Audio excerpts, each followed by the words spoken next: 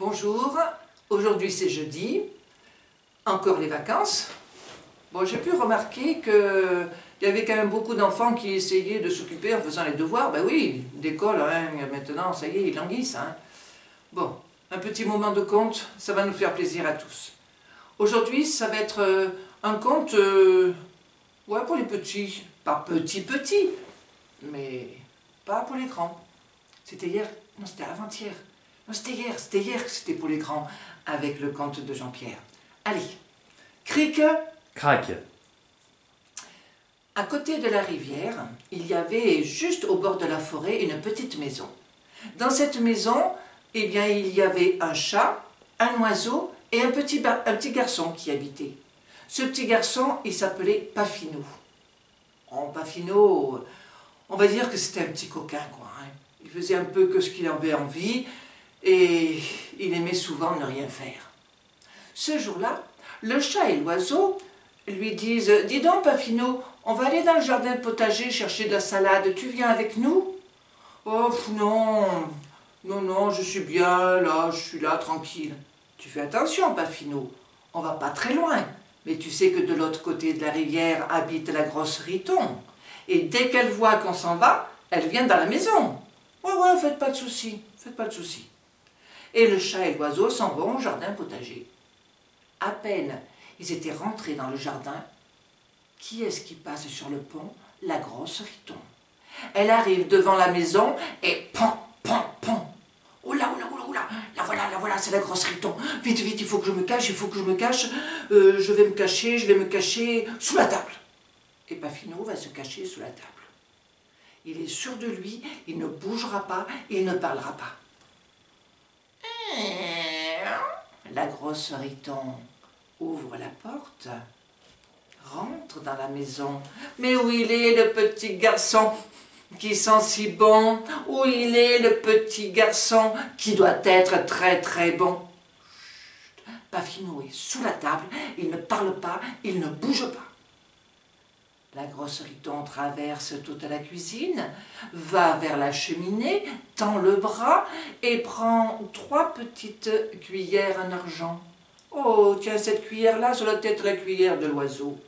Cette cuillère-là, c'est la cuillère du chat. Et cette cuillère-là, je ne vois vraiment pas à qui elle peut être. Eh bien, je crois qu'elle va être à moi. Oui, je vais l'emmener chez moi. Alors là, Pafinou, il ne peut pas supporter.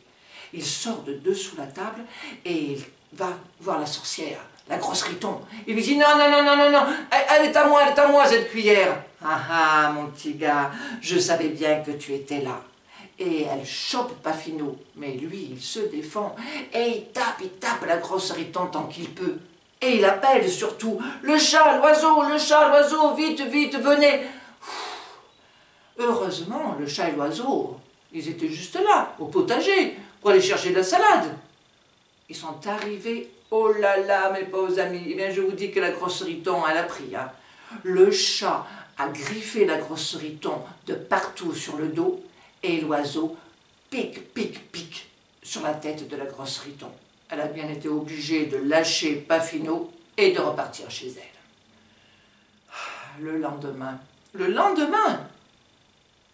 dis donc, Pafinou, on va aller un petit peu plus loin chercher des pommes là-bas au verger.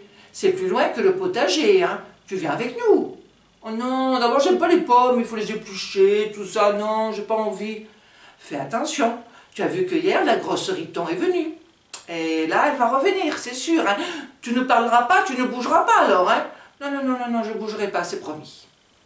À tout à l'heure. Et les voilà tous les deux qui s'en vont au verger. À peine ils étaient sur le chemin du verger, qui est-ce qui passe sur le pont? La grosse Riton. Pom. Elle arrive devant la maison, devant la porte de la maison, et pom. Oh là, la voilà. Vite, où je vais me cacher, Oh, il va se cacher dans le placard à balai, tout droit. Il bouge plus, il parle plus. La porte s'ouvre. Mais où il est? Le petit garçon qui doit être bien bon? Où il est, le petit garçon qui sent si bon? Il ne parle pas, il ne bouge pas. Elle traverse toute la cuisine, elle va directement vers la cheminée. Elle lève le bras et là, elle prend 3 petites fourchettes en argent. Oh, mais qu'elles sont jolies, ces petites fourchettes. Oh, mais celle-ci, ça doit être la fourchette de l'oiseau. Celle-ci, ça doit être la fourchette du chat. Mais celle-ci, là, je ne vois pas à qui elle peut être, cette fourchette-là. Elle va être à moi, je crois que je vais l'emmener dans ma maison. Oh non, non, alors ça, il ne peut pas. Il ne peut même pas entendre ça, c'est pas possible. Il sort du placard à balai et il se précipite sur la grosse Riton. Et il la tape de toutes ses forces. Et il crie, « Le chat, l'oiseau, vite, vite, venez, la grosse Riton est dans la maison, elle veut m'emmener, vite, vite !»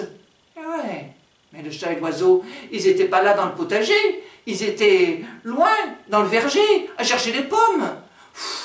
Ils n'entendent pas. Le chat, l'oiseau, vite, venez, venez au secours. La grosse Riton veut m'emmener à sa maison. Oh, enfin ils entendent. Ils courent. Oh là là là là là, mais je vous dis que la grosse Riton, elle n'a pas rigolé. Le chat l'a griffé dans le dos et même sur le ventre. Et l'oiseau est monté sur la tête de la grosse Riton, a tapé sur son crâne et même sur son nez. Elle a bien été obligée de lâcher et elle est repartie. Oh, écoute, écoute, Pafinou, on t'avait dit. Toi-même, tu avais dit, je ne parle pas, je ne bouge pas. Oh là là là là là là. Le lendemain matin, pas un mois après, le lendemain matin, le chat et l'oiseau disent à Pafinou, dis donc, on va aller dans la forêt pour chercher les champignons. Tu viens avec nous? C'est loin la forêt, hein. Si la grosse Riton, elle vient, on ne t'entendra pas. Non, non. Allez-y, j'ai pas envie, moi, les champignons, d'abord, j'ai toujours peur. Alors, j'ai toujours peur qu'ils soient pas bons, que je sois malade. Non, non, non, non, ça me dit rien. Et puis, en ce qui concerne la grosse Riton, j'ai bien vu, maintenant, je me méfie. C'est promis, je ne parlerai pas, je ne bougerai pas. Bon, on te fait confiance, hein. Et le chat et l'oiseau s'en vont dans la forêt chercher les champignons. À peine ils étaient au milieu du petit chemin, qui est-ce qui passe sur le pont? La grosse Riton. Elle arrive devant la maison, pan, pan, pan. Elle frappe à la porte. Ouh là là, vite, vite, vite. Où je vais me cacher, où je vais me cacher. Il va se cacher sous le lit. Il ne parle pas, il ne bouge pas. On est bien d'accord. La porte s'ouvre. La grosse Riton regarde. Où il est le petit garçon qui sent bien bon? Où il est le petit garçon qui doit être très très bon?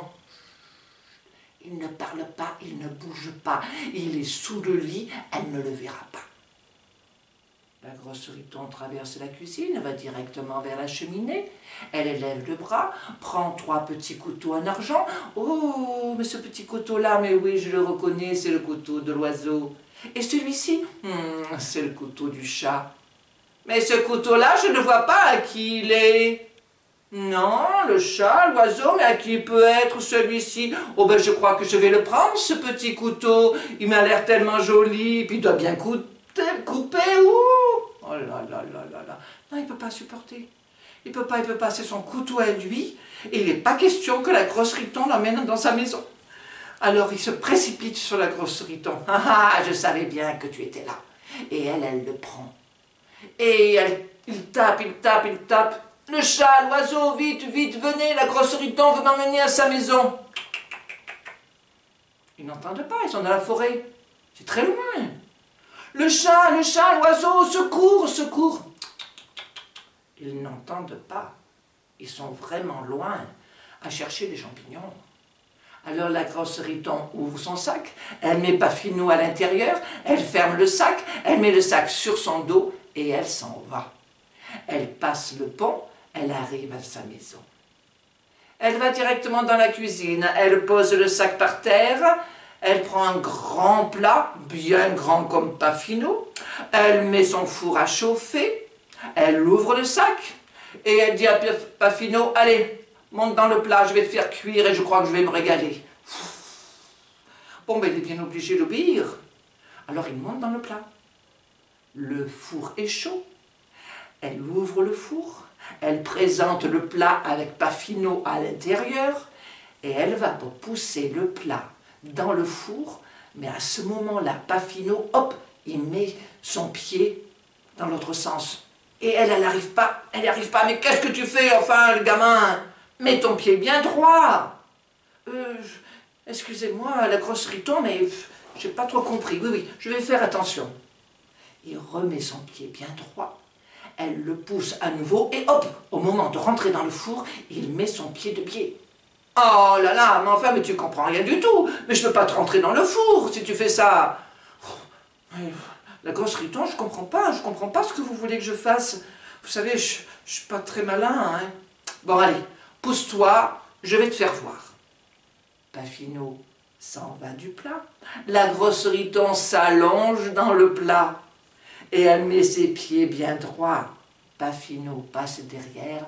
Vite, il pousse le plat dans le four, ferme la porte du four. Oh, mes amis, ça sent très mauvais, une sorcière qui cuit. Ah, ah.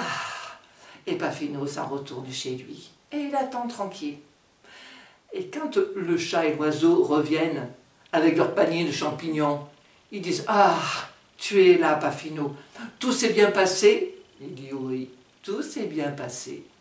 Mais maintenant, c'est fini. On n'entendra plus jamais parler de la grosse Riton. » Le chat et l'oiseau l'ont embrassé. Ils ont même fait tous la fête. Et c'est vrai que depuis ce temps-là, eh bien, dans la région, plus personne a peur qu'il y ait une sorcière. Et cric et crac.